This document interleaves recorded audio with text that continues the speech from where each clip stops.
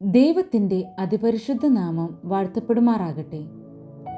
പ്രാർത്ഥനയുടെയും ഉപവാസത്തിൻ്റെയും വചനധ്യാനത്തിൻ്റെയും ധന്യനാളുകളിൽ കൂടിയാണ് നാം കടന്നു പോകുന്നത്.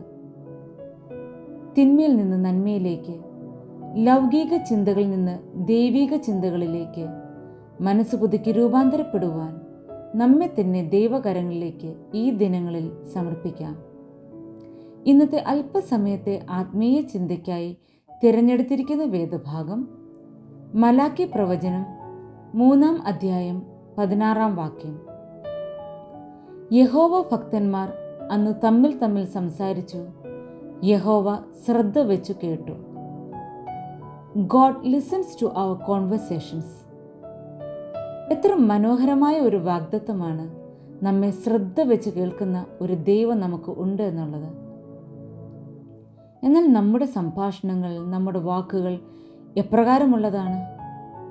നമ്മുടെ ഓരോ കൂടിവരവുകളും ദൈവത്തിന് പ്രസാദകരമാണോ?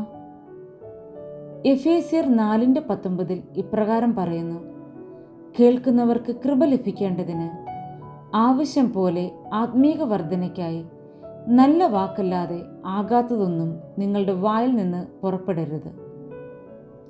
പലപ്പോഴും അറിഞ്ഞോ അറിയാതെയോ ദൈവഹിതമല്ലാത്ത വാക്കുകൾ നമ്മുടെ വായിൽ നിന്ന് പുറപ്പെടാറുണ്ട്. നാം ഓരോരുത്തരും കടന്നു പോകുന്ന ജീവിത സാഹചര്യങ്ങൾ വ്യത്യസ്തമാണ്. അതുകൊണ്ട് തന്നെ നമ്മുടെ ചിന്തകളും നിരൂപണങ്ങളും വ്യത്യസ്തമാണ്. വികാരങ്ങളുടെ പുറത്ത് നമ്മൾ പറയുന്ന വാക്കുകളാണ് പലപ്പോഴും നമ്മുടെ പല പ്രശ്നങ്ങൾക്കും കാരണം. അതിനാൽ തന്നെ മെരുക്കപ്പെട്ട ഒരു നാവ് ദൈവമക്കൾക്ക് അനിവാര്യമാണ്. വാക്കിൽ തെറ്റാതിരിക്കുന്ന മനുഷ്യൻ തൻ്റെ ശരീരത്തെ മുഴുവൻ കടിഞ്ഞാണിട്ട് നടത്തുവാൻ തക്ക ശക്തനാണെന്ന് വചനം ഓർമ്മിപ്പിക്കുന്നു. നിങ്ങളുടെ വാക്ക് എപ്പോഴും കൃപയോട് കൂടിയതും ഉപ്പിനാൽ രുചി വരുത്തിയതും ആയിരിക്കണമെന്ന് കൊലോസ്യ ലേഖനം 4:6 പൗലോസ് അപ്പോസ്തലൻ നമ്മെ പ്രബോധിപ്പിക്കുന്നു. ക്രിസ്തുവും താൻ ഈ ലോകത്തിലായിരുന്നപ്പോൾ നമ്മുടെ സംഭാഷണങ്ങൾ എപ്രകാരമുള്ളതായിരിക്കണം എന്നുള്ളതിന് ഒരു നല്ല മാതൃക നമുക്ക് കാണിച്ചു തന്നിട്ടുണ്ട്. അവൻ സത്യം മാത്രം സംസാരിച്ചു. കുറ്റമില്ലാത്ത വാക്കുകൾ, സ്നേഹത്തിൻ്റെയും ആശ്വാസത്തിൻ്റെയും ലാവണ്യവചനങ്ങൾ അവനിൽ നിന്ന് പുറപ്പെട്ടു എന്ന് വചനം സാക്ഷീകരിക്കുന്നു. നാമും അപ്രകാരം തന്നെ അനുഗ്രഹത്തിൻ്റെ വാക്കുകൾ ഉച്ചരിക്കുന്നവരായിരിക്കണം. അനുഗ്രഹം അനുഭവിക്കുവാൻ വിളിക്കപ്പെട്ടവരാണ് നാം ഓരോരുത്തരും.